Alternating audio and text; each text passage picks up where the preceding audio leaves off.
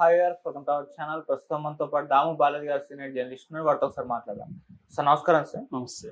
Sir negative reviews కి మంచు విష్ణు గారు అయితే షాక్ ఇచ్చినట్టుగా తెలుస్తుంది సార్. అంటే కన్నప్ప పైన నెగిటివ్ రివ్యూస్ రాస్తే మాత్రం కేసులు ఎదుర్కోక తప్పదు అంటూ ఒక ప్రెస్ నోట్ కూడా రిలీజ్ చేశారు. అయితే ఇప్పుడు దీనిపైన భిన్నాభిప్రాయాలు వ్యక్తం అవుతున్నాయి, చర్చలు కూడా జరుగుతున్నాయి. అంటే రివ్యూవర్స్ కి రివ్యూలు రాసే స్వేచ్ఛ ఉండదా, రాస్తారు వాళ్ళు ఇష్టం వచ్చినట్టు, మీరేంటి కేసులు పెడతారు అంటూ ఇలా రకంగా ట్రోలింగ్ అయితే చేస్తున్నారు. మరి దీన్ని ఏ విధంగా చూడొచ్చు అంటారు? అలాగే కన్నప్ప టీం అయిన మంచు విష్ణు గారి పైన నిన్న జిఎస్టీ వాళ్ళు దాడులు కూడా చేశారు సార్. దానికి సంబంధించి మరి ఏం జరిగింది? అంటే ముందుగా మనం దాడుల గురించి చెప్పుకొని తర్వాత ఇది చెప్దాం. సో జిఎస్టీ అధికారులు దాడి చేశారు. ఎందుకంటే ప్రధానంగా ఏంటంటే జిఎస్టీ వీళ్ళు కరెక్ట్గా పే చేస్తారా లేదా అనేది ప్రధానం. మొన్ననే ఒక ఇంటర్వ్యూలో విష్ణుని అడిగినప్పుడు మీ బడ్జెట్ ఎంత అని అడిగినప్పుడు నా యాక్చువల్గా బడ్జెట్ కానీ చెప్తే నా ఇంటి ముందు అధికారులు క్యూ కొడతారు రేపు అన్నాడు. సో అంటే బడ్జెట్ ఎక్కువ పెట్టారా, తక్కువ చెప్తున్నారా? ఎందుకంటే సినిమా బడ్జెట్లు ఎప్పుడు కూడా కరెక్ట్గా చెప్పరు. ఒకటి. రెండు, ఈ మధ్య బినామీలు బ్లాక్ మనీని సినిమా ప్రొడక్షన్లో పెడుతున్నారు అనేది అందరికి తెలిసిన విషయమే. సో అందుకనే చాలామంది ప్రొడ్యూసర్లు, కొంతమంది రాజకీయ నాయకులు బెనామీలుగా ఉంటారు. ఎందుకంటే రాజకీయాల్లో వాళ్ళు అక్రమంగా సంపాదించిన డబ్బుల్ని ఇక్కడ తీసుకొచ్చి పెట్టడం అనేది మనకు తెలుసు. సో ఈ నేపథ్యంలో జిఎస్టీ ఎగవేతలు బాగా పెరుగుతున్నాయి కాబట్టి వీళ్ళు జిఎస్టీ కట్టారా లేదా అనేది మాదాపూర్ అండ్ కావూర్ హిల్స్లో ఉండే వీళ్ళ ఆఫీసుల మీద దాడి చేశారు.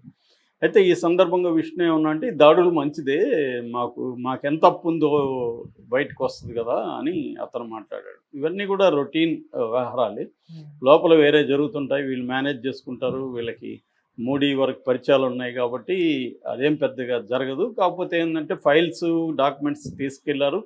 కొన్ని అనుమానాలు అయితే ప్రాథమిక విచారణలో వీళ్ళు ఎగ్గొట్టారని తెలిసిందని కూడా కొన్ని పత్రికలు రాశాయి. అది ఎంత నిజం అనేది తెలియదు.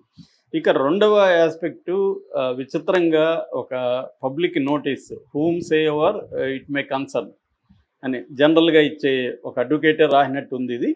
అది 24 frames film, 24 frames factory private limited వాళ్ళ బ్యానర్ పేరు. సో దాని తరపున ఒక పెద్ద డీటెయిల్గా ఇచ్చారు. అందులో వాళ్ళు అంటే డెడికేషను, వాళ్ళు ఎంత ఆర్టిస్టిక్ డెడికేషన్తో సినిమా తీశారు, ఎంత సబ్స్టాన్షియల్ అమౌంట్ కమర్షియల్ ఇన్వెస్ట్మెంట్ చేశారు, వాళ్ళు పడిన కష్టం ఏంటి ఈ సినిమా తీయడానికి, ఇదన్నీ రాసుకుంటూ వచ్చారు. దాని తర్వాత ఈ సినిమాని ఫ్రీడమ్ ఆఫ్ ద స్పీచ్ గురించి కూడా మనకు స్పీచ్ ఇచ్చారు. So freedom of the speech కాన్స్టిట్యూషన్లో 19(1)A ఏం చెప్తుందంటే అందరికీ, అది పౌరులందరికీ కూడా స్వేచ్ఛగా మాట్లాడే హక్కు ఉంటుందని చెప్తుంది. నిజానికి 19(2)లో మళ్ళీ ఫ్రీడమ్ ఆఫ్ ద స్పీచ్కి కొన్ని రెస్ట్రిక్షన్స్ పెట్టారు, కండిషన్లు పెట్టారు. ఎప్పుడైనా అబ్సల్యూట్ ఫ్రీడమ్ అనేది మిత్. ఎక్కడైనా ప్రపంచంలో ఎవరికి కూడా అబ్సల్యూట్ ఫ్రీడమ్ అనేది ఎవరికి ఉండదు. ప్రతిదానికి రెస్ట్రిక్షన్స్ ఉంటాయి.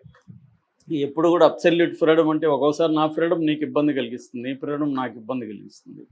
నా ఫ్రీడమ్ వల్ల ఇంకొంతమంది హర్ట్ అయ్యే అవకాశం ఉంది. ఎందుకంటే మాటలు కూడా వెరీ హర్టింగ్గా ఉంటాయి. చాలాసార్లు ఒక మాట చెప్పడం వల్ల అవతల వ్యక్తి కొన్ని నెలల పాటు నిద్రాహారం లేకుండా కూడా డిస్టర్బ్ అవ్వచ్చు.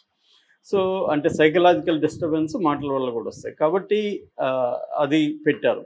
వీళ్ళేం చెప్తున్నారంటే ఫ్రీడమ్ ఆఫ్ ద స్పీచ్ మీకు ఉండొచ్చు, కానీ సుప్రీంకోర్టు 2 తీర్పుల్ని వీళ్ళు చెప్పారు. ఒకటేమో ఒక సుప్రీంకోర్టు, ఒక కేరళ హైకోర్టు తీర్పుని చెప్పారు. ఒకటేమో Kerala film producers association versus union of India, ఆ కేసులో కేరళ హైకోర్టు ఏం చెప్పింది. అలాగే Mubeen Rauf versus union of India కేసులో సుప్రీంకోర్టు ఏం చెప్పిందంటే ఫ్రీడమ్ ఆఫ్ ద స్పీచ్ ఉండొచ్చు, కానీ ఇంటెన్షనల్ లేదా destructive attack on creative works ఏదైనా ఉంటే జరిగినప్పుడు మాత్రం అది యాక్షనబుల్ ఇంజూరీ జరిగితే అప్పుడు ఫ్రీడమ్ ఆఫ్ స్పీచ్ ఉండదని సుప్రీంకోర్టు వ్యాఖ్యానించింది అనేది వీళ్ళు చెప్పారు.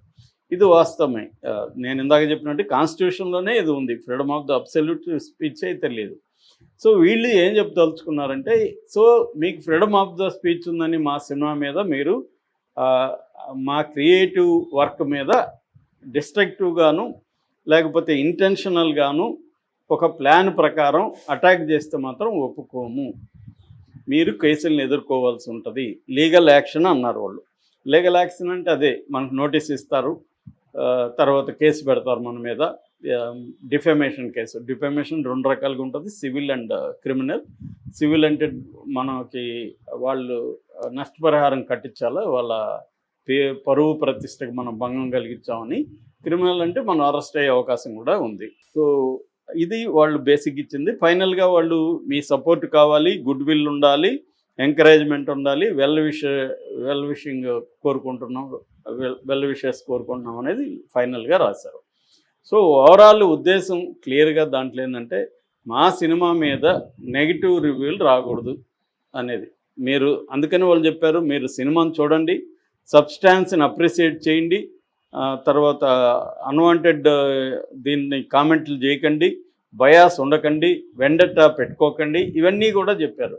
అంటే ఇప్పుడు నేను ఫర్ ఎగ్జాంపుల్ రేపు సినిమా చూస్తాను, 1000 రూపాయలు నేను ఖర్చు పెట్టాను సినిమా మీద, నాకు వచ్చి నీకు చెప్పే ఇది హక్కు లేదా, అది బాగాలేదురా బాబు సినిమా, 1000 రూపాయలు నాకు బొక్క అని నేను చెప్పే హక్కు లేదా, నా ఫేస్బుక్లో నేను పెట్టుకోకూడదా, నేను పలానా సినిమాకి పోయినా నాకు 1000 రూపాయలు పోయింది, నాకు నచ్చలేదు సినిమా, ఎందుకు నచ్చలేదో కూడా చెప్తాను అనుకున్నాం ఫర్ ఎగ్జాంపుల్.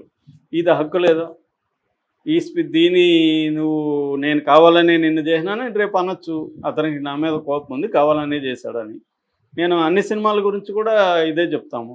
కాబట్టి ఇలా చెప్పచ్చా, చెప్పకపోవడం వల్ల ఏమవుతుంది, అసలు ఈ సినిమా బాగుందో బాగాలేదో ఎవడు చెప్పలేదు అనుకో, అసలు సినిమాకి వెళ్ళాలనుకున్న వాళ్ళు ఏం చేస్తారు, బాగుందో బాగాలేదో తెలిస్తేనే కదా వెళ్తారు.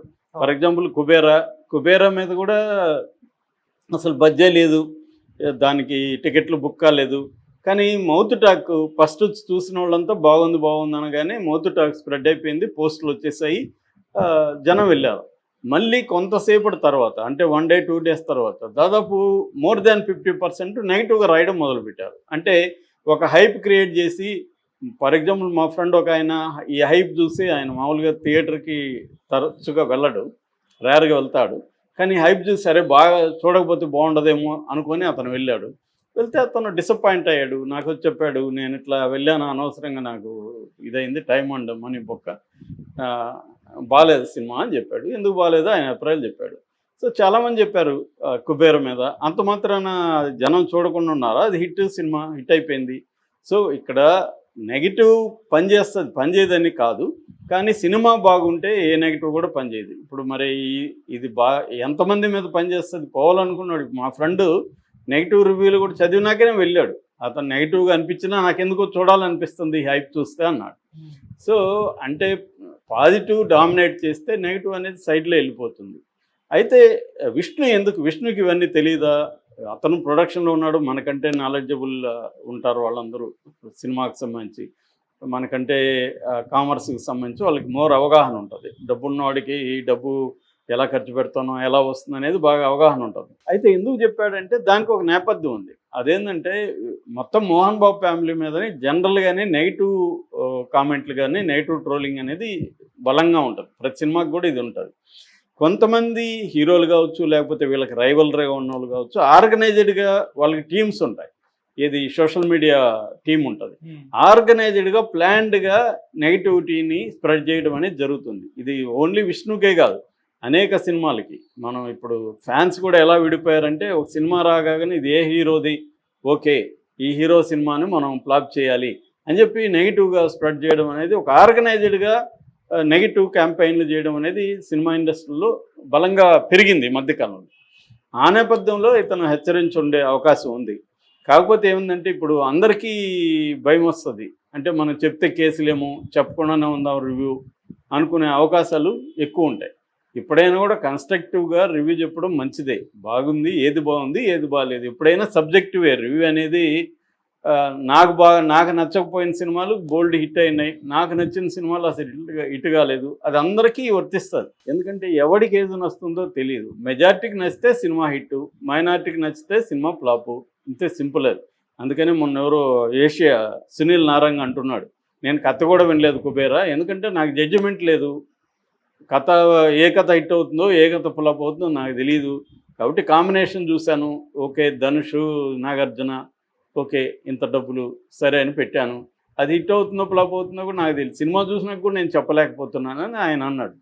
అది హానెస్ట్ ఒపీనియన్ అది యాక్చువల్గా. కాబట్టి ఇలా అంటే విష్ణుకి దీనివల్ల అంతా ఇంతకుముందు కూడా ఆయన కేసులు వేశాడు, కొంతమంది యూట్యూబ్ ఛానళ్ళ మీద కేసులు వేశాడు, నోటీసులు పంపించాడు. అంటే నువ్వు ఎంతమందిని చేయగలవు? రేపు ఒక 2000 మంది 3000 మంది నెగిటివ్గా చెప్పారనుకో, లేదా 10,000 మంది నెగిటివ్గా చెప్పారనుకో, వాళ్ళందరికీ లీగల్ నోటీసులు ఇస్తా కూర్చుంటే ఇదే బిజినెస్ అయిపోతుంది. కాబట్టి వాళ్ళ నాన్నే ఒక ఇంటర్వ్యూలో చెప్పాడు, ఆయన పాత సామెతని చెప్తూ కుక్క ఏనుగెళ్తుంటే కుక్కలు మురిగితే ఏనుగుకేం నష్టం లేదు, వాటికి గొంతు నొప్పులు వస్తాయి, కాబట్టి మురుగుతూ ఉంటాయి, నేను పట్టించుకోను అన్నాడు. That is the right attitude యాక్చువల్గా. అంటే నువ్వు సోషల్ మీడియాని పట్టించుకోకుండా నీ పని నువ్వు చేసుకుంటూ వెళ్తే, ఇప్పుడు శేఖర్ కమ్ముల దీని మీద ఎక్కడైనా మాట్లాడాడు నెగిటివ్గా, నా రివ్యూ ఎందుకు చేస్తున్నారని అడిగాడా? ఆయన పని ఆయన చేసుకుని వెళ్తున్నాడు సైలెంట్గా. సినిమా బాగుంటే ఆడుతుంది, లేకపోతే లేదు, ఇంతే సింపుల్. దీనికి వీళ్ళు రియాక్ట్ అయ్యే కొద్దీ నెగిటివిటీ పెరుగుతుంది. సైలెంట్గా ఉంటే సైలెంట్గా ఉంటారు. దీనివల్ల ఇంకా రెచ్చిపోయి నెగిటివ్, ఎంత నోటీసులు ఇస్తావు చూద్దాం, ఎంతమందిని అరెస్ట్ చేస్తావు అని పెట్టారనుకో, మరింత నెగిటివిటీ వస్తుంది. సో ఇదంతా మన ఎనర్జీ అంతా మన సినిమాని ఎలా బాగా తీయాలి, పాజిటివ్గా ఉండాలి. ఇప్పుడు ఎప్పుడైనా ఇంతకంటే ఎక్కువ పెట్టిన 1000 కోట్లు పెట్టి తీస్తున్నాడు రాజమౌళి, అతను ఎప్పుడైనా నేను బెదిరి